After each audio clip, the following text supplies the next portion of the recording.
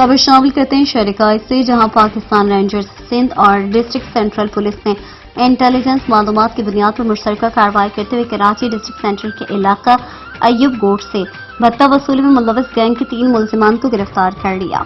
हमारे chief reporter Karachi Javed Mahmood अराई की report के मुताबिक गिरफ्तार मुलजिमान वकार, मोहम्मद असलम उर्फ मुर्गी और सलमान उर्फ नाना को गिरफ्तार कर लिया। गिरफ्तार मुलजिमान के कब्जे से असला और एमुनेशन भी बरामद कर लिया गया। पाकिस्तान रेंजर्स सिंध हुकाम के मुताबिक मुलजिमान भत्ता वसूली में मुलविस गैंग के सरगना अब्दुल समद उर्फ फैजान के साथी हैं और 5 हालिया की गैर कानूनी खरीदो फरोख्त में मुलविस हैं। मुलजिमान कारोबारी अफराद को गैर मुल्की नंबरों से भत्ता वसूली के लिए कॉल्स करने और भत्ता न देने की सूरत में फायरिंग में भी मुलविस हैं। गिरफ्तार मुलजिम वकार ने दौरान तफ्तीश इंकशाफ किया कि वो 2022 के दौरान भत्ता वसूली गैंग के सरगना अब्दुल समद के साथ मिलकर न्यू कराची के एरिया में गुटखा मावा फरोख्त करने का गैर कानूनी काम करता रहा है।